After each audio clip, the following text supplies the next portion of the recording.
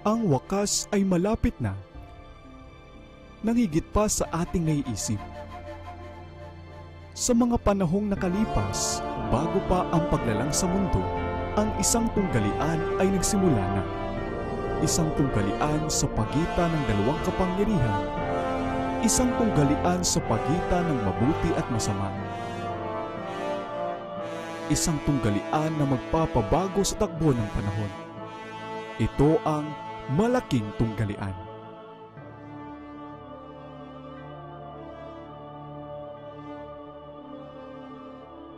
Kabanata 23. Ano ang Santuwaryo? Ang talata na higit sa lahat ng iba pa ay naging pundasyon at panggitnang haligi ng pananampalatayang Adventista ay ang deklarasyong hanggang sa 2,300 hapon at umaga pagkatapos ay malilinis ang santuwaryo. Daniel 8:14. Ito'y mga salitang alam na alam ng lahat ng sumasampalataya sa nalalapit na pagdating ng Panginoon. Sa labi ng libu-libong tao ay inuulit-ulit ang propesiyang ito bilang salawikain ng kanilang pananampalataya.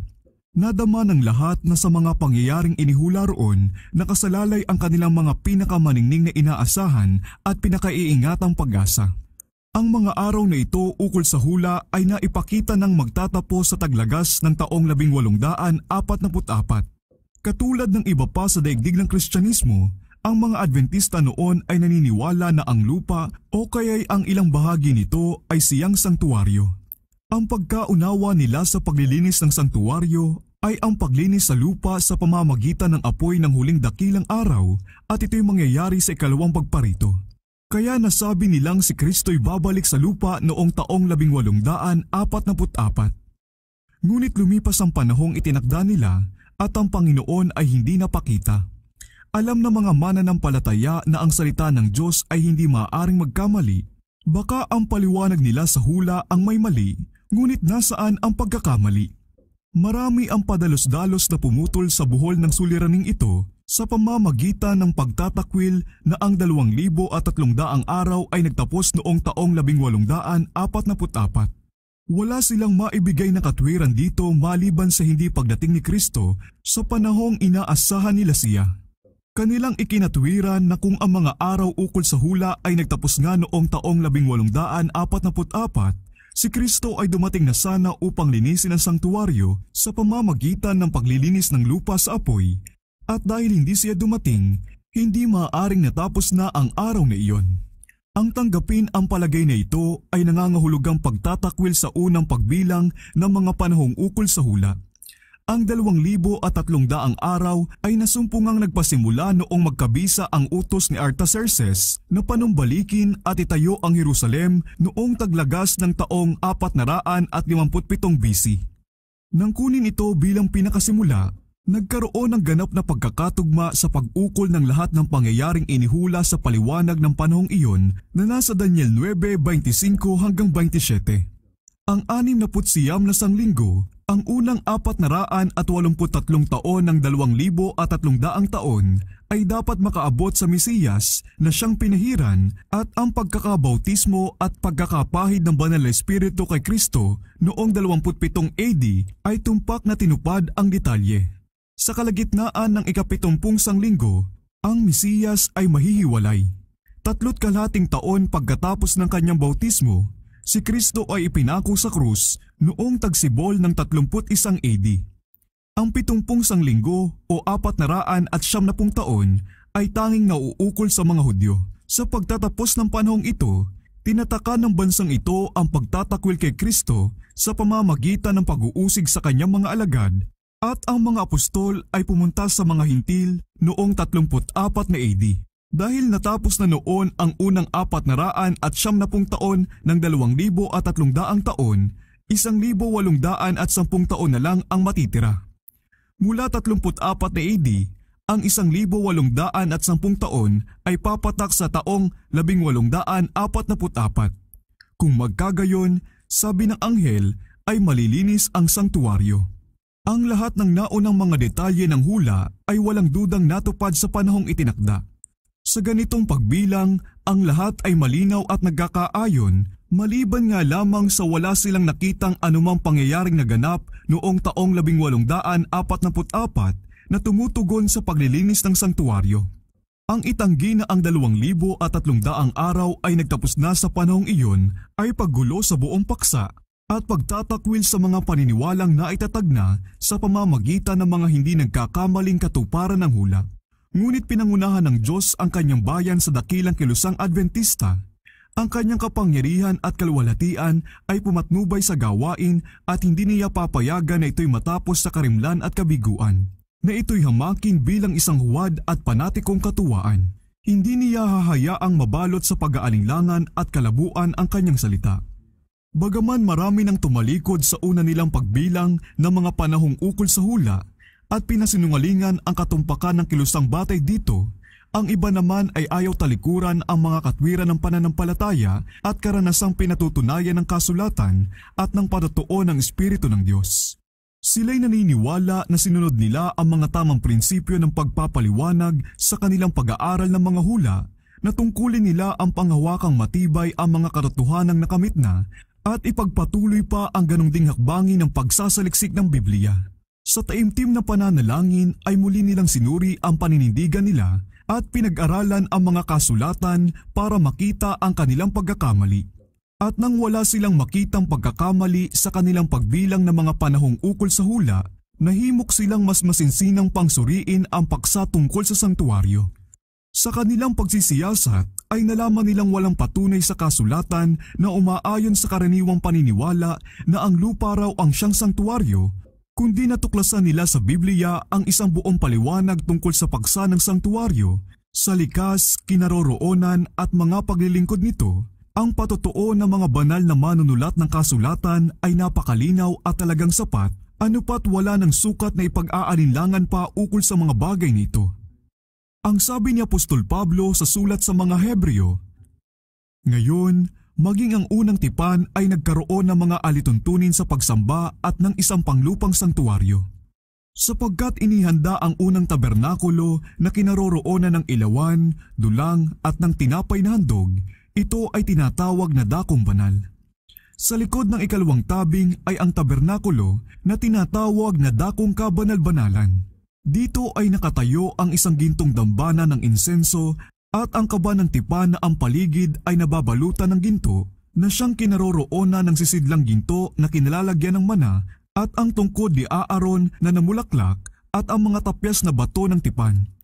Sa ibabaw nito ay ang mga kerubin ng kaluwalhatian na lumililim sa trono ng awa." Hebreo 9:1-5. Ang sangtuwaryo na tinutukoy ni Pablo dito ay ang tabernakulong itinayo ni Moises sa utos ng Diyos bilang pinakatirahang dako ng kataas-taasan sa lupa. "Igawa nila ako ng sangtuwaryo upang ako'y makapanahan sa gitna nila." Exodo 25:8 ay siyang utos na ibinigay kay Moises habang siya'y nasa bundok kasama ng Diyos.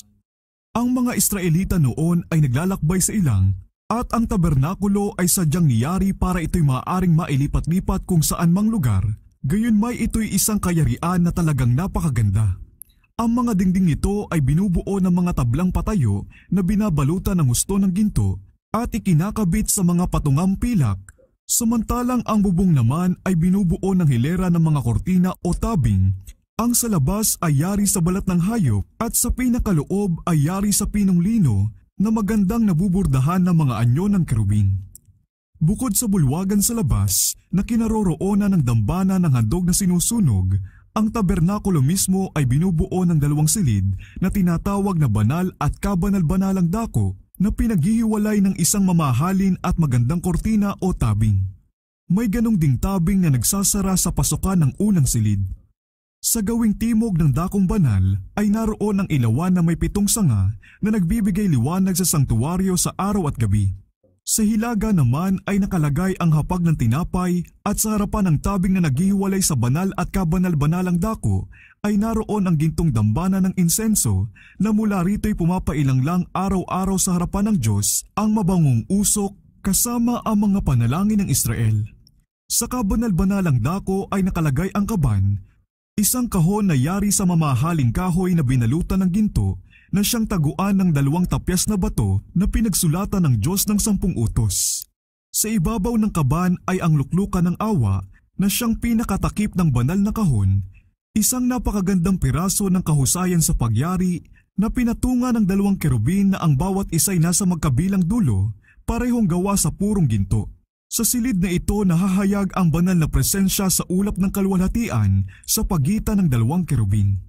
Nang manirahan na ang mga Hebreo sa Kanaan, ang tabernakulo ay napalitan ng templo ni Solomon na bagaman isang permanenteng gusali at mas malaki, ay sinunod ang ganong ding sukat at may ganong ding mga kagamitan.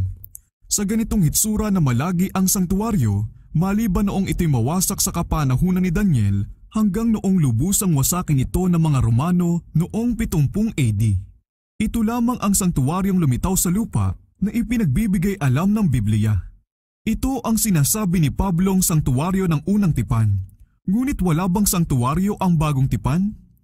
Nang balikan ang aklat ng Hebreo, natuklasan ng mga naghahanap sa katotohanan na ang pagkakaroon ng ikalawang sangtuwaryo o ang sangtuwaryo ng bagong tipan ay ipinahiwatig ng mga nabanggit ng salita ni Pablo. Ngayon, maging ang unang tipan ay nagkaroon ng mga alituntunin sa pagsamba at ng isang panglupang sangtuwaryo. At ang paggamit ng salitang maging ay nagpapahiwatig na una nang nabanggit ni Pablo ang tungkol sa ikalawang sangtuwaryong ito. Kung babalik sa umpisa ng sinundang kapitulo, ay mababasa ang ganito. Ngayon, ang pangunahing bagay na aming sinasabi ay ito. Meron tayong gayong pinakapunong pari na nakaupo sa kanan ng trono ng kamahalan sa kalangitan, isang ministro sa sangtuwaryo at sa tunay na tabernakulo na itinayo ng Panginoon, hindi ng tao. Hebreo 8:1 at 2. Dito nabubunyag ang sangtuwaryo ng bagong tipan. Ang sangtuwaryo ng unang tipan ay itinayo ng tao, ginawa ni Moises. Itong isa naman ay itinayo ng Panginoon, hindi ng tao. Sa sangtuwaryong iyon ay ginagampanan ng mga paring tao ang kanilang paglilingkod. Sa isang ito naman, si Kristo na ating dakilang punong pari ay naglilingkod sa kanan ng Diyos. Ang isang sangtuwaryo ay nasa lupa, ang isa naman ay nasa langit. Bukod pa dito, ang tabernakulong itinayo ni Moises ay may pinagtularan. Inutusan siya ng Panginoon na, ayon sa lahat ng aking ipinakita sa iyo, saan yung huwaran ng tabernakulo at saan yung huwaran ng lahat ng kasangkapan niyon, ay ganon din ninyo gagawin. At muli ang utos na ito ay ibinigay, tiyakin mong gawin ang mga iyon ayon sa anyong huwaran ng mga iyon na ipinakita sa iyo sa bundok. Exodo 25:9 at 40. At sinasabi ni Pablo na ang unang tabernakulo ay isang sagisag ng panahong kasalukuyan, na sa panahong iyon ang mga kaloob at mga alay ay inihahandog, na ang mga banal na dako nito ay sinipi mula sa mga bagay sa kalangitan, na ang mga paring naghahandog ng mga kaloob ayon sa kautusan ay naglingkod sa anyo at anino na makalangit na sangtuwaryo, at si Kristo ay hindi pumasok sa sangtuwaryo na ginawa ng mga kamay ng tao na mga kahalintulad lamang ng mga tunay na bagay, kundi sa mismong langit, upang dumulog ngayon sa harapan ng Diyos para sa atin. Hebreo 9:9 at 23, Hebreo 8:5 at Hebreo 9:24. Ang sangtuwaryo sa langit, kung saan si Kristo ay naglilingkod para sa kapakanan natin, ay siyang dakilang orihinal na pinagkopyahan ng sangtuwaryong itinayo ni Moises. Inilagay ng Diyos ang kanyang espiritu sa mga tagapagtayo ng sangtuwaryo sa lupa.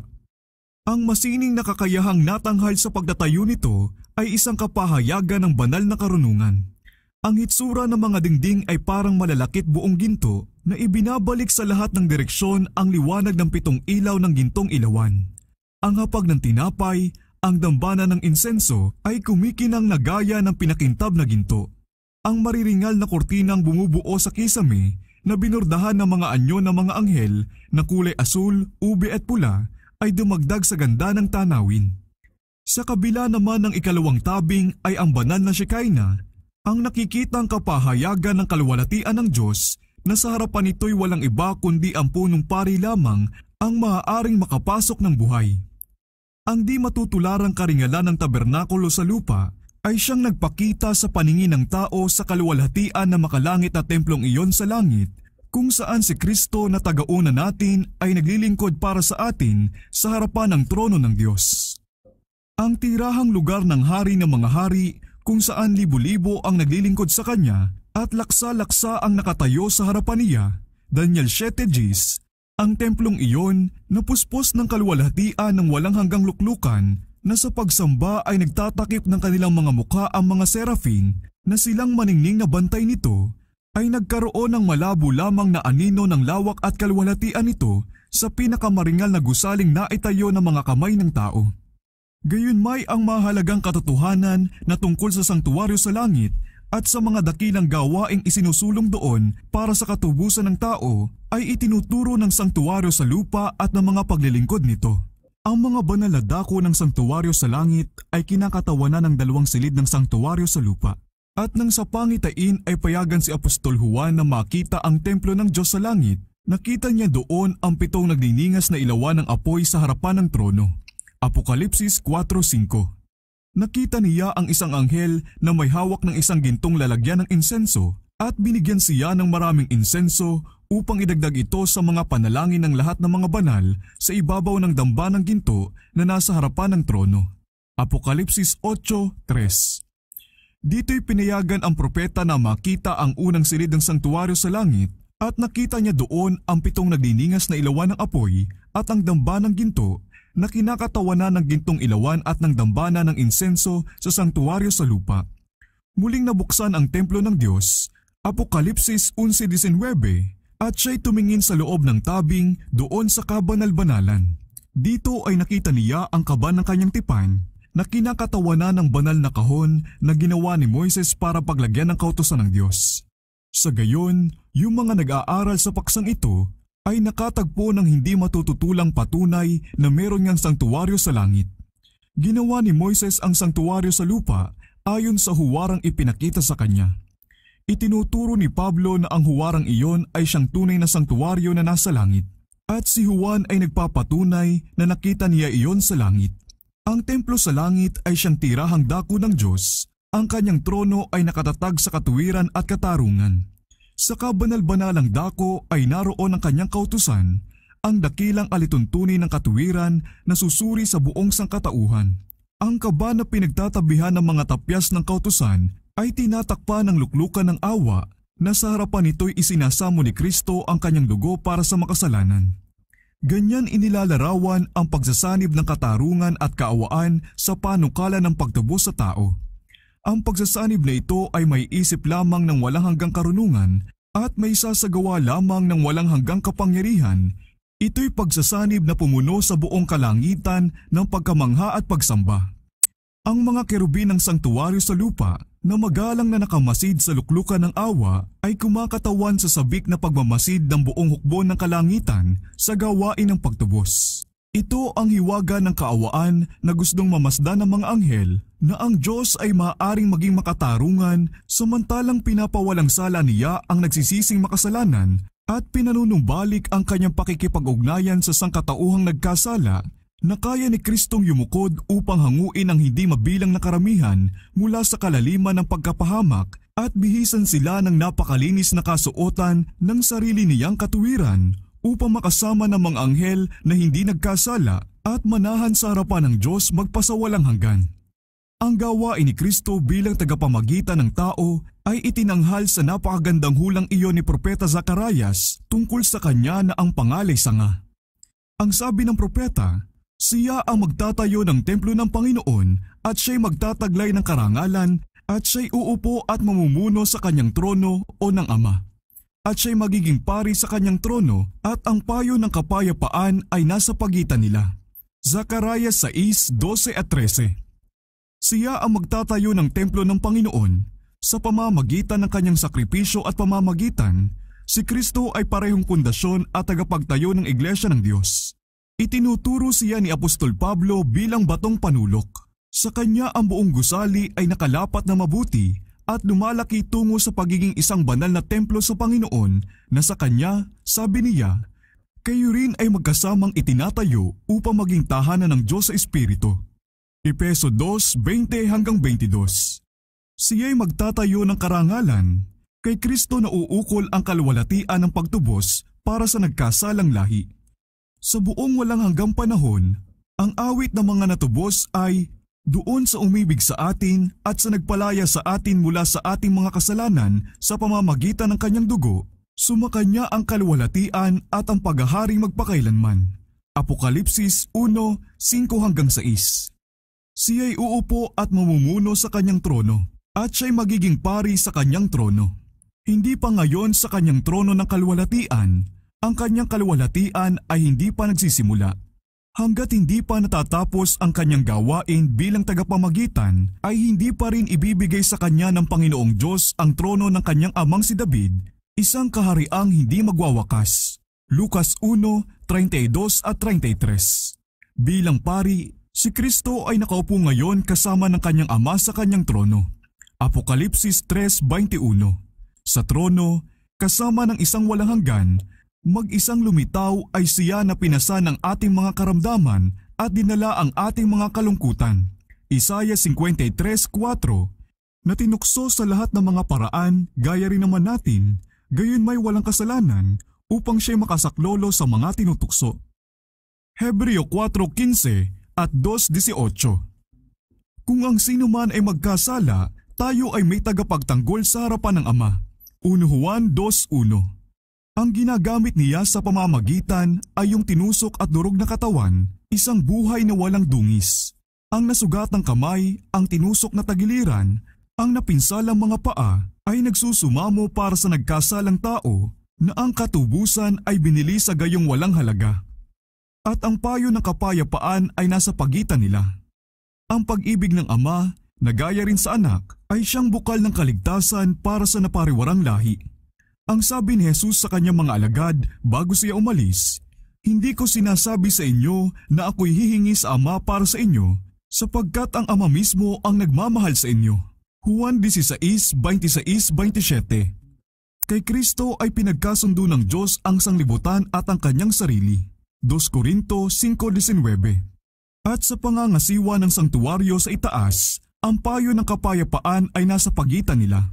Gayon na lamang ang pag-ibig ng Diyos sa sanglibutan na ibinigay niya ang kanyang tanging anak upang ang sino mang sa kanya'y sumampalataya ay huwag mapahamak kundi magkaroon ng buhay na walang hanggan. Juan 3:16. Ang tanong na ano ang sangtuwaryo ay malinaw na sinasagot ng kasulatan. Ang salitang sangtuwaryo ayon sa ginamit ng Biblia ay tumutukoy una sa tabernakulong itinayo ni Moises bilang halimbawa ng mga makalangit na bagay at pangalawa ay ang tunay na tabernakulo sa langit na siyang itinuturo ng sangtuwaryo sa lupa. Nang mamatay si Kristo, ang simbolong paglilingkod ay nagwakas na. Ang tunay na tabernakulo sa langit ang siyang sangtuwaryo ng bagong tipan. At dahil ang hula ng Daniel 8:14 ay natupad sa panahong ito, ang sangtuwaryo na tinutukoy dito ay ang sangtuwaryo ng bagong tipan. Sa pagtatapos ng 2,300 araw noong taong 1844 ay walang sangtuwaryo sa lupa sa loob ng marami ng daang taon. Kung kaya't ang hulang hanggang sa 2,300 hapon at umaga, pagkatapos ay malilinis ang sangtuwaryo, ay walang dudang tumutukoy sa sangtuwaryo sa langit. Ngunit ang pinakamahalagang katanungan ay dapat pa ring sagutin. Ano ang paglilinis ng sangtuwaryo? Sinasabi sa mga kasulatan ng lumang tipan na merong ganong serbisyo kaugnay sa sangtuwaryo sa lupa. Ngunit meron bang dapat linisin sa langit? Sa Hebreo 9, ang paglilinis kapwa ng sangtuwaryo sa lupa at ng sangtuwaryo sa langit ay malinaw na itinuturo. Sa katunayan, sa ilalim ng kautusan, halos lahat ng mga bagay ay nalilinis ng dugo at kung walang pagdanak ng dugo ay walang kapatawaran ng mga kasalanan. Kaya't kailangan na ang mga sinipi mula sa mga bagay sa kalangitan ay linisin ng mga ito ng dugo ng mga hayop, ngunit ang mga bagay sa sangkalangitan ay sa pamamagitan ng higit na mabubuting handog kaysa mga ito. Hebreo 9:22 at 23. Ang mahalagang dugungan ni Kristo. Ang paglilinis, kapwa sa simbolo at sa tunay na serbisyo, ay dapat maisagawa sa pamamagitan ng dugo. Yung sa una ay ng dugo ng hayop, yung sa pangalawa ay ang dugo ni Kristo. Binabanggit ni Pablo na ang dahilan kung bakit ang paglilinis na ito ay kailangang isagawa sa pamamagitan ng dugo ay dahil kung walang pagdanak ng dugo ay walang kapatawaran. Ang kapatawaran o pag-aalis ng kasalanan ay siyang gawaing dapat maisagawa. Subalit paanong nagkaroon ng kasalanang kaugnay ng sangtuwaryo sa langit man o sa lupa? Ito'y malalaman kung titingnan ang simbolo ng serbisyo, sapagkat ang mga paring nangasiwa sa lupa ay naglingkod sa anyo at anino na makalangit na sangtuwaryo. Hebreo 8:5. Ang paglilingkod sa sangtuwaryo sa lupa ay nababahagi sa dalawa. Ang mga pari ay naglilingkod araw-araw sa banal na dako, samantalang isang beses sa isang taon, ang punong pari ay nagsasagawa ng isang espesyal na gawain ng pagtubos sa kabanal-banalang dako upang linisin ang sangtuwaryo. Araw-araw ay dinadala na nagsisising makasalanan ang handog niya sa pintuan ng tabernakulo, at pagkalagay ng kanyang kamay sa ulo ng handog ay ipapahayag ang kanyang mga kasalanan, kaya't sa simbolo ay inililipat ang mga ito sa walang kasalanang handog, at pagkatapos ang hayop ay pinapatay. Kung walang pagdanak ng dugo, sabi ng apostol, ay walang kapatawaran ng kasalanan, sapagkat ang buhay ng laman ay nasa dugo. Levitico 17:11. Hinihingi ng nalabag na kautusan ng Diyos ang buhay ng sumalangsang. Ang dugo na sumisimbolo sa buhay ng makasalanan, na ang kasalanay pinasan ng biktima, ay dinadala ng pari sa loob ng banal na dako at iwiniwisik sa kortina, na sa kabila nito ay naroon ang kaban na kinapalulooban ng kautusan ng Diyos na nilabag na makasalanan. Dahil sa seremonyang ito, ang kasalanan sa simbolong pamamaraan ay naililipat sa sangtuwaryo sa pamamagitan ng dugo. Sa ilang pagkakataon, ang dugo ay hindi na dinadala sa banal na dako, ngunit ang laman ay dapat kainin ng pari gaya ng iniutos ni Moises sa mga anak ni Aaron na sinasabi, "Ibinigay niya ito sa inyo upang alisin ang kasamaan ng kapulungan." Levitico 10:17. Ang dalawang seremonyang ito ay parehong sumisimbolo sa paglilipat ng kasalanan mula sa nagkasala patungo sa sangtuwaryo. Ganyan ang ginagawa na nangyayari araw-araw sa buong taon. Ang mga kasalanan ng Israel ay naililipat ng ganon sa sangtuwaryo at isang natatanging gawain ang kinakailangan upang alisin ang mga ito. Ipinag-utos ng Diyos na gumawa ng pagtubos para sa bawat bahagi ng dalawang banal na silid. Gayon niya tutubusin ang sangtuwaryo dahil sa karumihan ng mga anak ni Israel at dahil sa kanilang mga pagsuway sa lahat nilang mga kasalanan. Gayon ang kanyang gagawin sa toldang tipanan na nasa kanya sa gitna ng kanilang mga karumihan. Dapat din gumawa ng katubusan para sa dambana at lilinisin at babanalin ito mula sa mga karumihan ng mga anak ni Israel. Levitico 16:16 at 19. Isang beses sa isang taon, sa dakilang araw ng pagtubos, ang pari ay pumapasok sa kabanal-banalang dako para sa paglilinis ng sangtuwaryo. Ang gawaing ginagawa doon ay siyang tumatapos sa paglilingkod sa buong taon. Sa araw ng pagtubos ay 2 batang kambing ang dinadala sa pintuan ng tabernakulo at sila'y pagsasapalaran, ang isang kapalaran ay sa Panginoon at ang isang kapalaran ay kay Azazel. Levitico 16:8. Ang isang kambing na para sa Panginoon ay papatayin bilang handog sa pangkasalan para sa bayan, at dadalhin ng pari ang dugo sa loob ng tabing at iwiwisik sa ibabaw at sa harapan ng luklukan ng awa. Ang dugo ay iwiwisik din sa dambana ng insenso na nasa harapan ng tabing. At ipapatong ni Aaron ang kanyang 2 kamay sa ulo ng kambing na buhay at ipahahayag sa ibabaw niyoon ang lahat ng mga kasamaan, mga paglabag at lahat ng mga kasalanan ng mga anak ni Israel. Ilalagay niya ang mga iyon sa ulo ng kambing at ipapadala sa ilang sa pamamagitan ng isang taong pinili. Dadalhin ng kambing ang lahat ng mga kasamaan nila sa lupaing walang naninirahan at pakakawalan niya ang kambing sa ilang. Levitico 16:21-22. Ang kambing na pinawalan ay hindi na babalik pa sa kampamento ng Israel at ang taong nagdala dito ay kinakailangang maligo at labhan ang kanyang damit bago bumalik sa kampamento. Ang buong seremonya ay ginawa upang itanim sa isipan ng mga Israelita ang kabanalan ng Diyos at ang pagkamuhi niya sa kasalanan, at bukod dito'y para ipakita sa kanila na hindi sila maaaring dumikit sa kasalanan nang hindi narurumihan.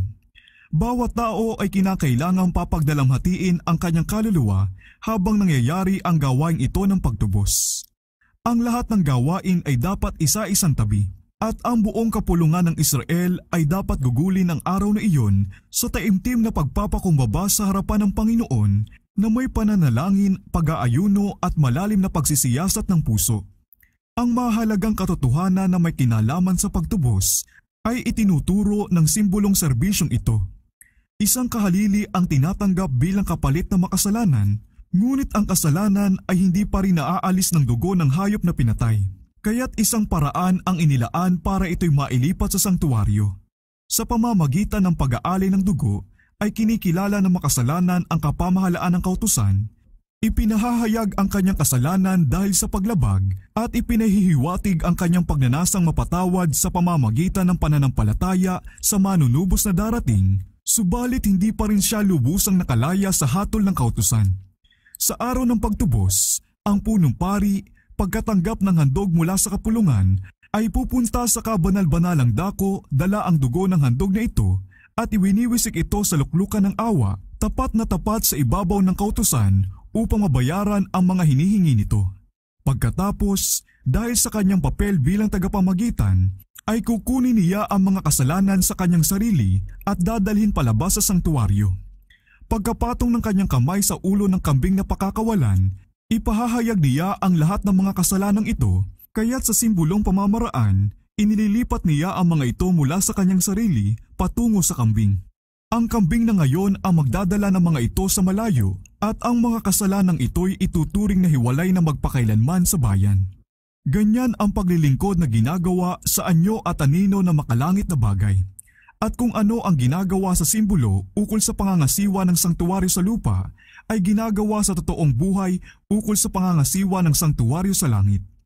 Nang umakyat sa langit ang ating tagapagligtas, sinimula niya ang kanyang gawain bilang pinakapunong pari natin.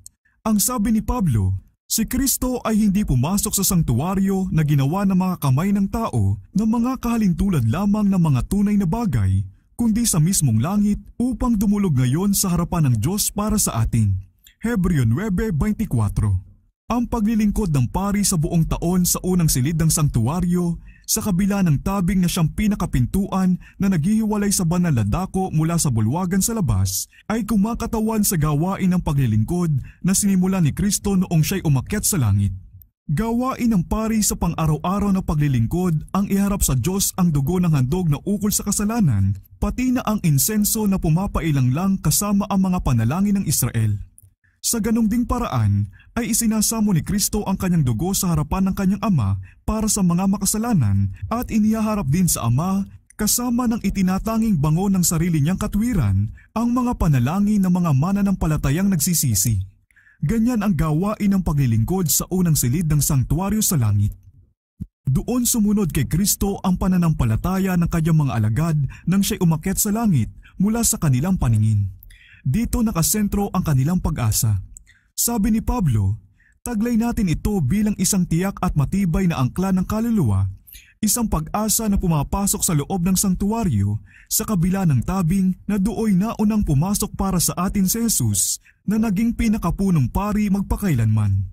At hindi rin sa pamamagitan ng dugo ng mga kambing at mga toro, kundi sa pamamagitan ng kanyang sariling dugo, siya ay pumasok na minsan magpakailanman sa dakong banal, sa gayoy tinitiyak ang walang hanggang katubusan. Hebreo 6:19-20 at 9:12. Sa loob ng 18 taon, ang gawain ito ng paglilingkod ay nagpatuloy sa unang silid ng sangtuwaryo. Ang dugo ni Kristo na isinasamo para sa kapakanan ng mga nagsisising mananampalataya ay siniguro ang kapatawaran at pagtanggap ng Ama sa kanila, subalit ang kanilang mga kasalanan ay nananatili pa rin sa mga aklat ng talaan. Kung paanong sa simbolong serbisyo ay merong isang gawain ng pagtubos sa pagtatapos ng taon, gayon din naman bago matapos ang gawain ni Kristo para sa katubusan ng mga tao, ay magkakaroon din ng isang gawain ng pagtubos para alisin ang kasalanan sa sangtuwaryo.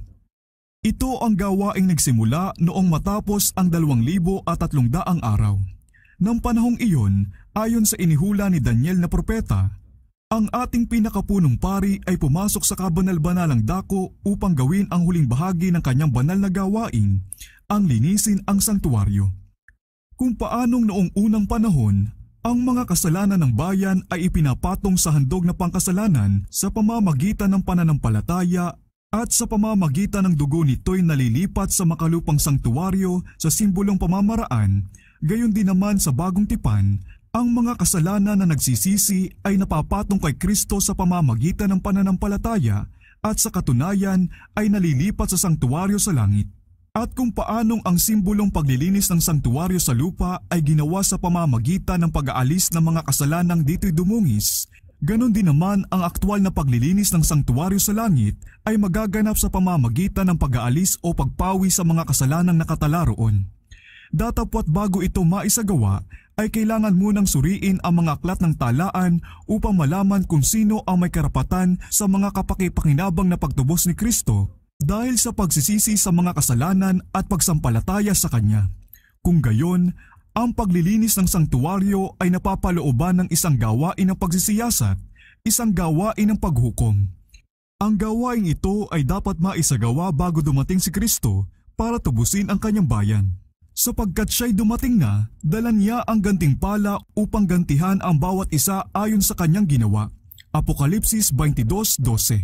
Kaya't yung mga sumunod sa liwanag ng salita ng hula ay nakita na sa halip na pumarito sa lupa sa katapusan ng 2,300 araw noong taong 1844, si Kristo ay pumasok sa kabanal-banalang dako ng sangtuwaryo sa langit upang gampanan ang pangwakas na gawain ng pagtubos bilang paghahanda sa kanyang pagparito.